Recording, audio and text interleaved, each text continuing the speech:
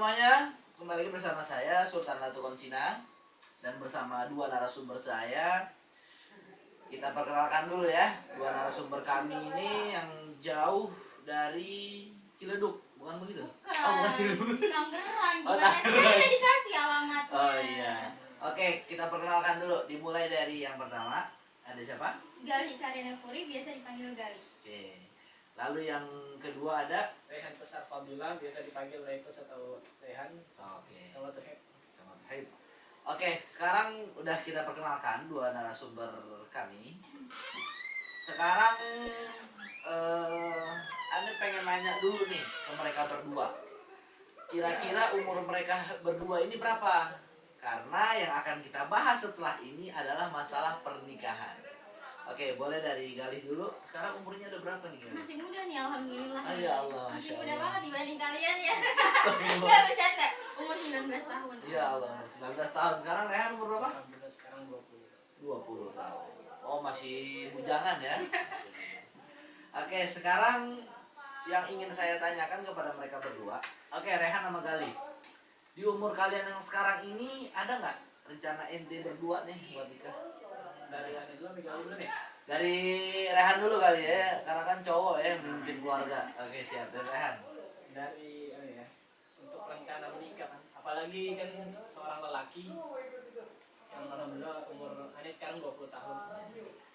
Ya memiliki keinginan untuk menikah sih. Kalau umur 23 atau 24. Oke.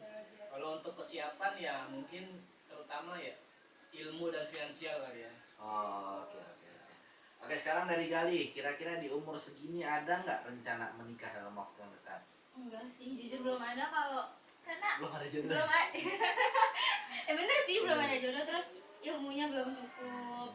Kalau masalah finansial ya karena bukan cowok doang kan yang harus punya finansial belum nikah. Cewek juga harus punya finansial. Terus ya belum siap sih intinya. Tapi kalau misalnya ngomongin siap nggak siap ya, yang namanya manusia nih buat nikah emang pasti nggak siap, karena yang namanya pernikahan itu kan ibadah seumur hidup, dan yang namanya ibadah itu butuh belajar. Jadi sama aja nikah itu belajar seumur hidup. Wah, Masya Allah. Kita tepuk tangan dulu buat Galih itu ya.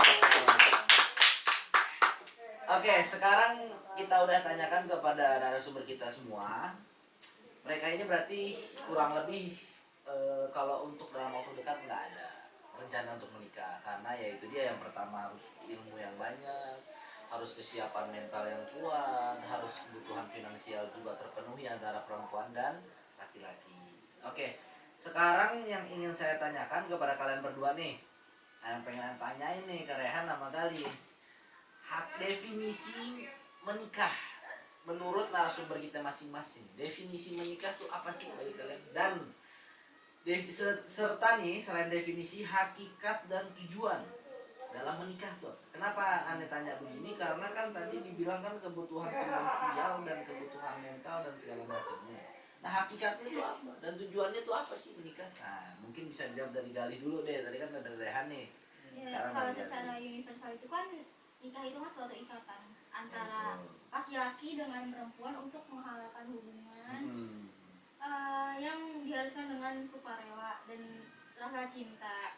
Terus kalau tujuan pernikahan sendiri itu biasanya setiap manusia punya tujuan yang sama sih, untuk bahagia bareng-bareng keluarga. Tapi untuk menciptakan rasa bahagia itu kuncinya cuma satu, ibadah sama Allah, ibadah kepada Allah. Jadi semakin keluarga itu dekat dengan Allah, maka semakin harmonis pula hubungan mereka semua. Jadi intinya ya segala sesuatu kita kan hidup kan emang buat Allah kan. Jadi apa-apa yang kita lakukan ya emang lillahi ta'ala aja udah intinya ya. Oke, mungkin itu aja dari Galih. Berarti intinya kalau hakikat dan tujuan untuk menikah itu untuk menyatukan di antara kedua mempelai, yaitu perempuan dan juga laki-laki, untuk sama-sama mencintai Allah Subhanahu wa taala. Dan dengan mencintai Allah, nanti Allah akan memberikan rahmat serta karunia kepada keluarganya sampai nanti bisa beribadah, sampai bahagia, sampai selama-lamanya gitu kan. Selama-lamanya dong. Sekarang menurut Rehan, apa tuh definisinya? Yang tadi Ani jelasin atau sebutin itu ya kesiapan sih paling utama, yang gak jauh dari finansial dan ilmu. Apalagi kita ini kan seorang lelaki, seorang imam, seorang pemimpin. Jadi bagaimana gitu kan mencontoh Rasulullah SAW menghadapi istri, membahagiakan istri, bagaimana menghibur istri ketika sedang bunda atau sedang haid, contoh kecilnya gitu kan. Dan bagaimana kalau kita punya masalah atau terjadi debat-debat kecil, ini harus begini gitu kan. Dan bagaimana kita seromantis-romantisnya gitu kan, paling romantis bagaimana di situasi terendah, bagaimana di situasi tertinggi kita harus tetap rendah hati, seperti itu.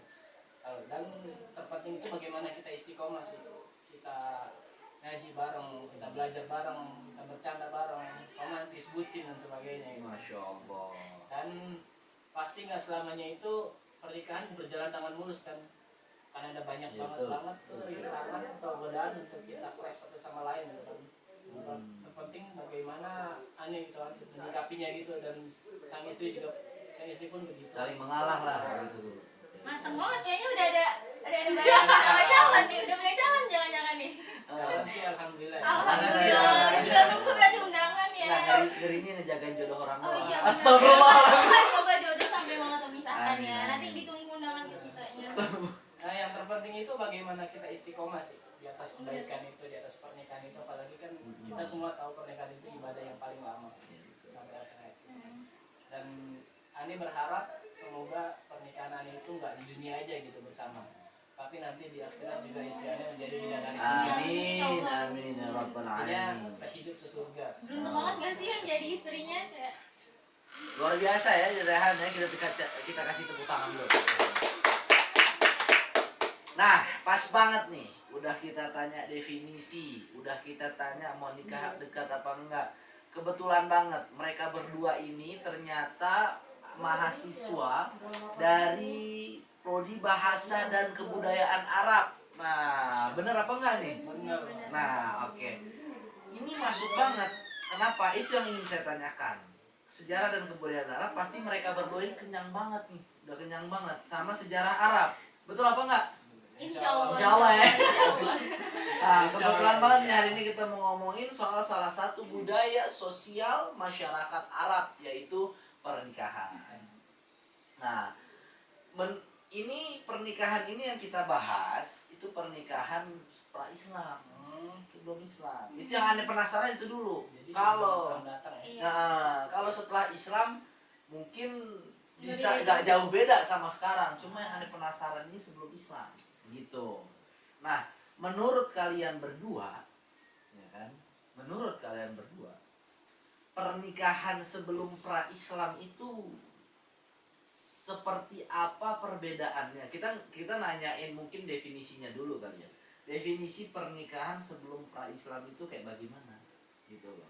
Yang Anda pengen nanyain pasti kan ada perbedaan yang sangat menonjol yang bisa menjadikan orang awam paham lah dengan perbedaan itu. Oh, berarti setelah datangnya Islam ini luar biasa, Masya Allah. Nah, apa perbedaannya?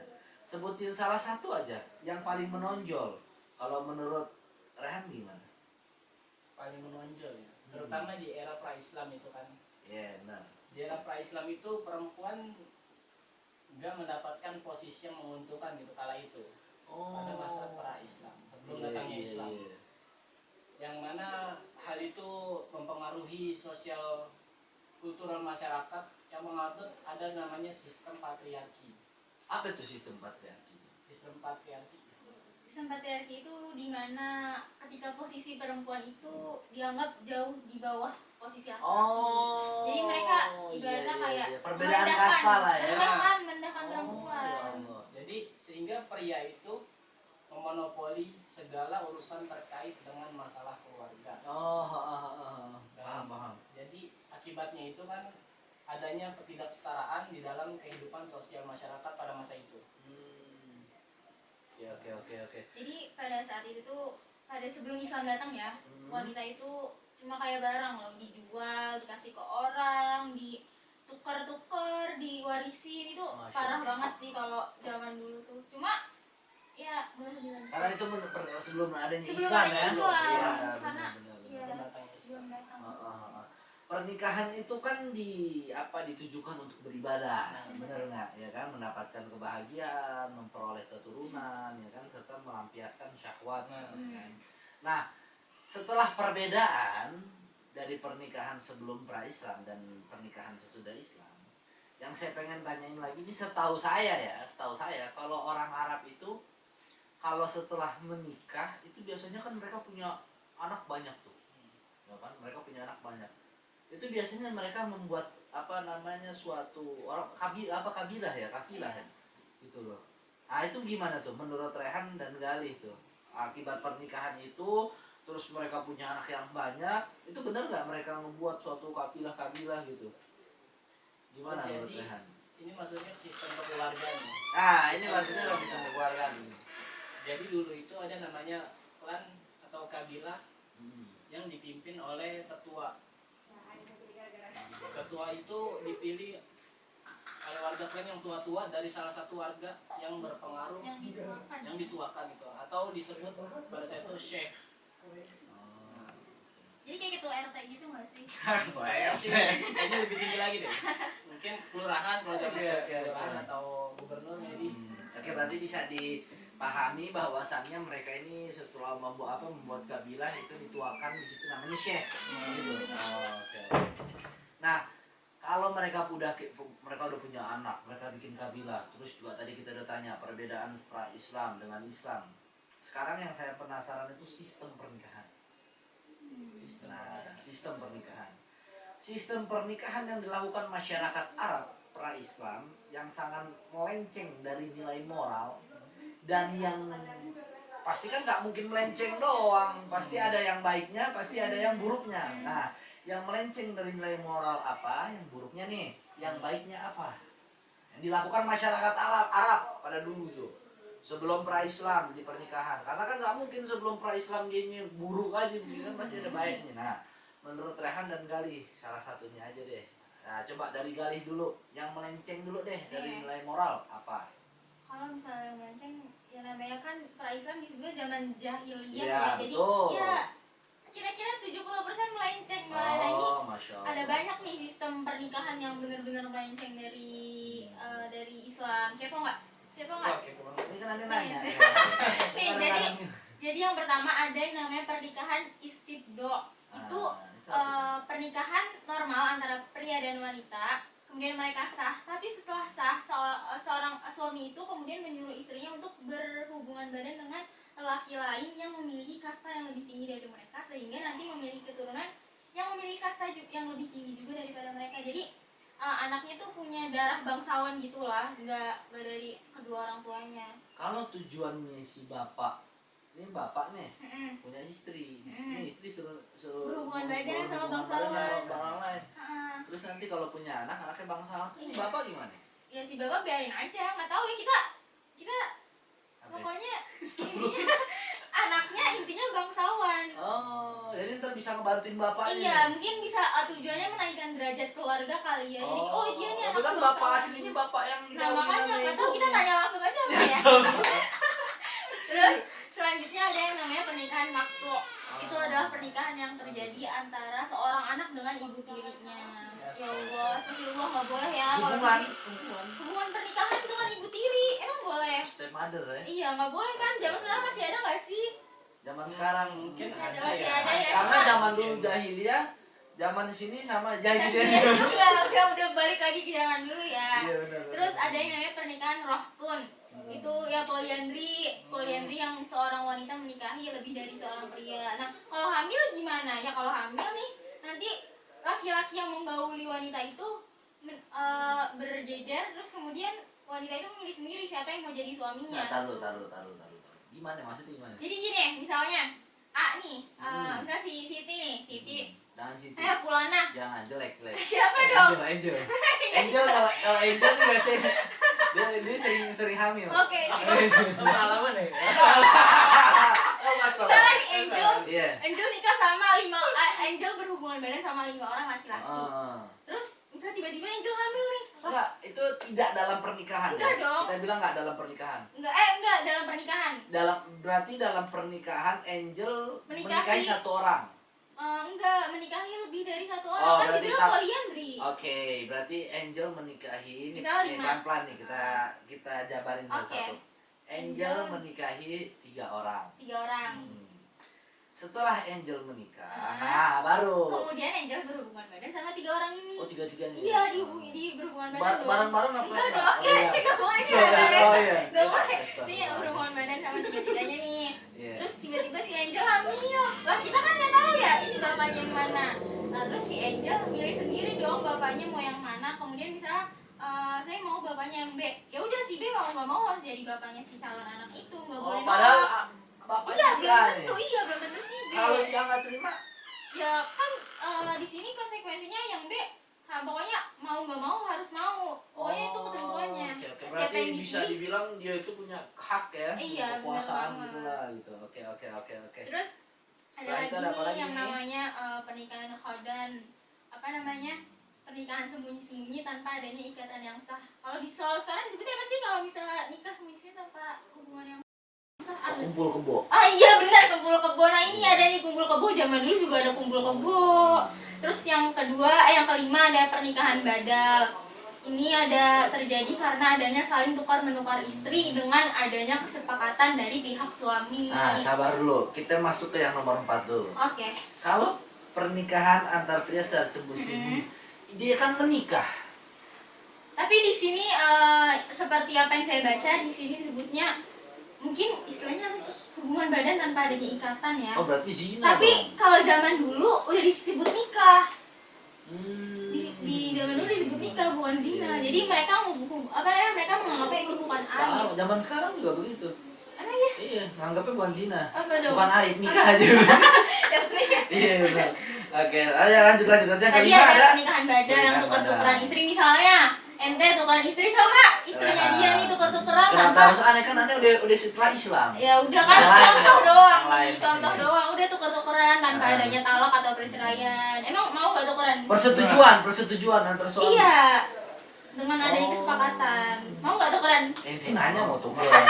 Siapa tahu bosen gitu kan. Astagfirullah.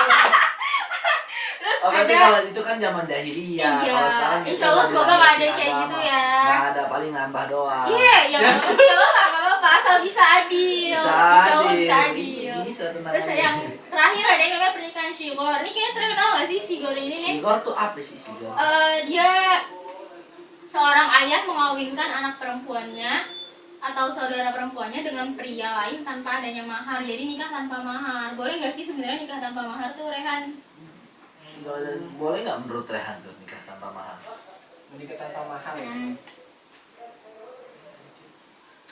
Kalau menurut Ane sih nikah tanpa mahar itu boleh-boleh aja. Mungkin zaman dulu atau zaman sekarang, mungkin sekarang juga banyak yang nikah tanpa mahar. Tapi ini ada lanjutannya ternyata loh. Jadi Apaan tuh? setelah menikah tanpa mahar, seorang ayah tadi meminta kepada calon menantunya, misalnya calon menantunya punya saudara perempuan atau kakak perempuan, diminta tuh sama si ayah buat jadi istrinya. Oh. Jadi ibaratnya mereka sesama keluarga, tapi iya kan masih satu lingkungan keluarga kan. Jadi kayak itu melenceng banget sih ya. Apa sih nggak enak? Oke. Itu udah tuh. Tadi itu adalah salah satu pembagian udah kita jabarin, yaitu yang melenceng, pernikahan yang melenceng di saat pra-Islam gitu di budaya Arab. Begitu. Oke, yang pertama tadi ada pernikahan istibda, lalu ada pernikahan maktu, ada pernikahan rahfun, ada pernikahan khodan, ada pernikahan badal, syighar dan lain-lain. Oke, sekarang kita masuk ke sistem kekeluargaan. Tadi kan sebelumnya udah saya bahas. Udah saya tanyakan juga. Kalau seorang suami menikahi seorang istri, lalu mereka mempunyai anak yang banyak, lalu mereka membuat suatu kabilah, membuat suatu keluarga yang besar, maka salah satu warga yang berpengaruh yang tua dari situ yaitu dibilang adalah seorang syekh menurut Rehan tadi. Nah, oke. Sekarang yang saya tanyakan, ya kan, sebagian besar dari mereka itu kan tinggal di daerah yang gersang, bener nggak? Arab tuh daerah yang gersang, dia nggak ada apa-apa, dia nggak ada warung, nggak ada Indomaret, nggak ada apa mimpi, Dia cuma Ada langsung nggak? nggak ada. Oh, nggak ada. Adanya pasir.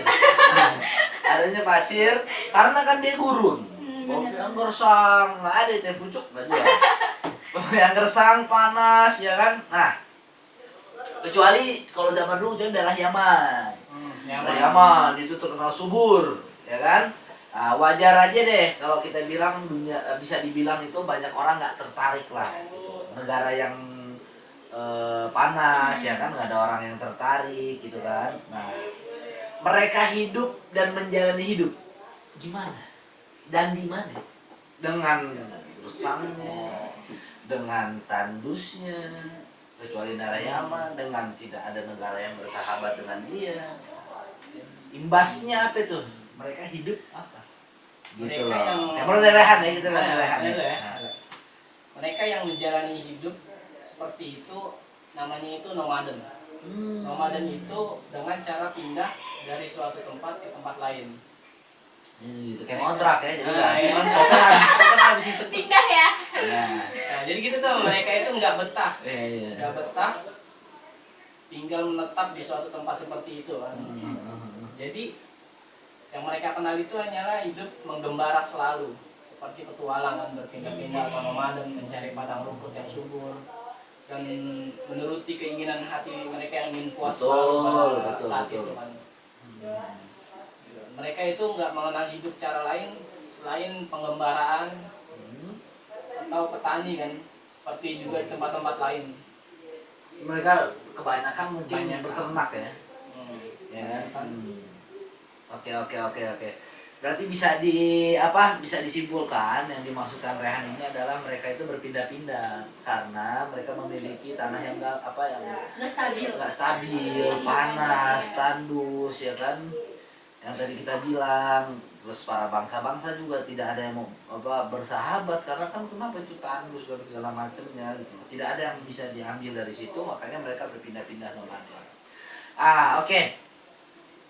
Tadi kan kita udah bahas nih, kabilah mereka semua ini berpindah-pindah, mengembara, tidak mengenal peraturan ya kan, dengan tata cara seperti yang kita kenal ya kan, mereka hanya mengenal kebebasan pribadi dan segala macamnya.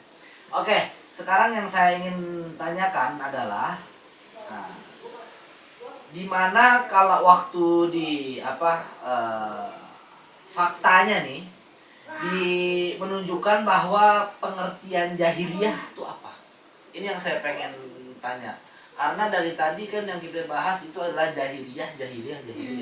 Sebelum pra-Islam ya kan. Sebelum pra-Islam dia pindah-pindahlah dia nomaden, terus itu sistem keluargaan ya. Terus habis itu pernikahan dia ada yang nikah sembunyi-sembunyi, ada yang tukeran istri, ada yang tukeran bini, ada yang bininya lakinya 5. Pokoknya banyak deh. Nah, itu kan sebuah kejahiliyah. Iya, Benar nggak? benar-benar. Nah, pengertian jahiliyah yang tersebar di antara kita semua. Nih, jahil itu kan bahasa Arabnya, artinya bodoh, bener nggak? Jahil bodoh. Bodoh. Kalau jahil Jahil kan di luar.